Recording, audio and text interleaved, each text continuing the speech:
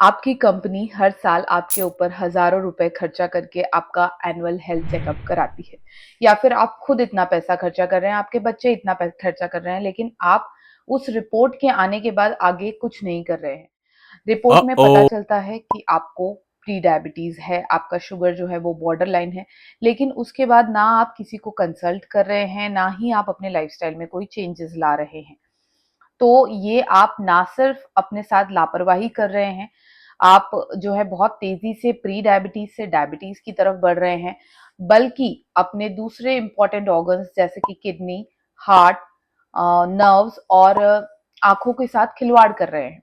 आज की इस वीडियो में हम जानेंगे कि प्री डायबिटीज क्या होता है, प्री डायबिटीज और डायबिटीज में क्या फर्क है, प्री डायबिटिक लोगों को क्या क्या चीजों का ध्यान रखना चाहिए और क्यों ध्यान रखना चाहिए, ऐसा ध्यान ना रख के वो अपने साथ क्या गलत कर रहे हैं। सबसे पहले जानते हैं कि प्री डायबिटिक्स होते कौन। डायबिटीज की जांच के लिए कॉमनली 3 टेस्ट किए जाते हैं, जिसमें है फास्टिंग शुगर यानी भूखे पेट की जांच, PP2BS यानी खाने के 2 घंटे बाद, और HbA1c यानी 3 महीने का एवरेज शुगर। इन तीनों शुगर्स की क्या रेंज है और उसके हिसाब से क्या क्राइटेरिया है, वो मैं आपके साथ स्क्रीन पे शेयर कर दूंगी।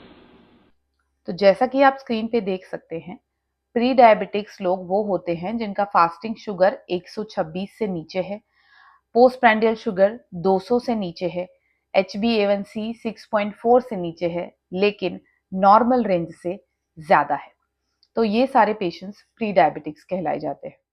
अब बात आती है कि प्री डायबिटिक्स और डायबिटिक्स को अलग अलग कैटेगरी में क्यों सेपरेट किया गया है। तो प्री डायबिटिक्स का शुगर लेवल भी ज्यादा है, लेकिन वो इतना ज्यादा नहीं है कि वो तुरंत के तुरंत आपके बॉडी के दूसरे ऑर्गन्स को अफेक्ट करने लगे, या फिर आपको अभी अर्जेंट बेसिस पर एंटी डायबिटिक ट्रीटमेंट की रिक्वायरमेंट है। अब जब इतना कुछ करना ही नहीं है, ना दवाओं की जरूरत है, ना दूसरे ऑर्गन्स अफेक्ट कर रहे हैं, तो फिर प्री डायबिटिक्स को चिंता क्यों करनी है। चिंता इसलिए करनी है क्योंकि अगर आज आपने अपने प्री डायबिटीज स्टेटस को कंट्रोल में नहीं रखा, तो कल को आप डायबिटिक हो सकते हैं। या फिर अगर आप बहुत लकी हैं और काफी टाइम तक आपका शुगर लेवल जो है वो प्री डायबिटिक रेंज में ही रहता है, पर लंबे टाइम तक शुगर एक्यूमुलेट होने के कारण लॉन्ग रन में, जी हाँ, तुरंत नहीं, पर लॉन्ग रन में आपके बॉडी के दूसरे ऑर्गन्स भी अफेक्ट हो सकते हैं। करना क्या है, मुद्दे की बात आती है कि क्या ध्यान रखना है। तो सबसे ज़रूरी बात जो मैं चिल्ला चिल्ला करके हर वीडियो में बताती हूँ वो ये है कि lifestyle modification is the key to almost every disease, specially non communicable disease. जी हाँ, डायबिटीज एक नॉन कम्युनिकेबल डिजीज है। तो लाइफस्टाइल चेंजेस में शुगर और शुगरी प्रोडक्ट, शुगरी बेवरेजेस बिल्कुल भी कंज्यूम करने से बचना है आपको। शुगर को जैगरी के साथ तो रिप्लेस करने के बारे में सोचिएगा भी मत, क्योंकि दोनों का ही ग्लाइसेमिक इंडेक्स काफी ज्यादा हाई होता है। अब कई बार आप देखिए कि इंडिया में जो है अलग अलग जगहों के लोग होते हैं, हमें भी अलग अलग तरीके से लोग दिखाने आते हैं। मैं खुद यहाँ गुजरात में प्रैक्टिस करती हूँ, पर मैं नॉन गुजराती हूँ। तो यहाँ पे लोग दाल में भी मीठा डाल रहे हैं, सब्जियों में भी थोड़ा सा मीठा टिंज आता है। तो अगर आपको आपके डॉक्टर बोल रहे हैं कि आप रूटीन जो दाल सब्जी वगैरह खा सकते हैं, तो ये आपको समझना होगा कि भाई आप अपनी जो दाल है या अपनी जो सब्जी है उसमें जो आप शुगर या गुड़ डाल रहे हैं वो आपको अवॉइड करना है।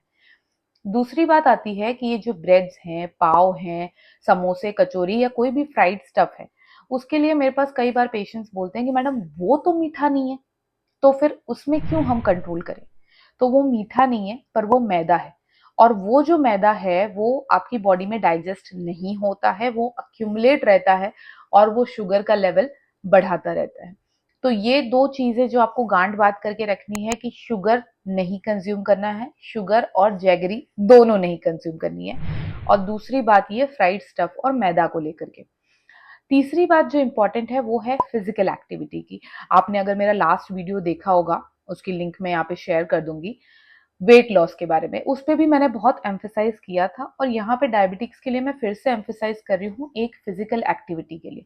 वो फिजिकल एक्टिविटी जिम हो सकती है, स्विमिंग हो सकती है, पिलाटेस हो सकती है, डांस और स्पोर्ट्स, जो भी आपको पसंद हो, लेकिन जरूरी है कि बॉडी में कुछ फिजिकल एक्टिविटी हो।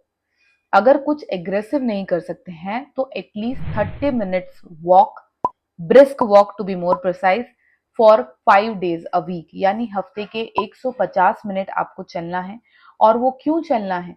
क्योंकि जैसे ही आप कोई फिजिकल एक्टिविटी करते हैं तो आपकी बॉडी का जो पड़ा हुआ शुगर है वो आपके मसल्स में यूटिलाइज होने लगता है, जिससे आपका ब्लड शुगर जो है वो कंट्रोल में आने लगता है। आज के इस वीडियो में मेरा खास तौर पे जो फोर्स था वो प्री डायबिटीज को लेकर के था, क्योंकि ये सारी लाइफस्टाइल मॉडिफिकेशन से कंट्रोल में हो सके ऐसी चीजें हैं।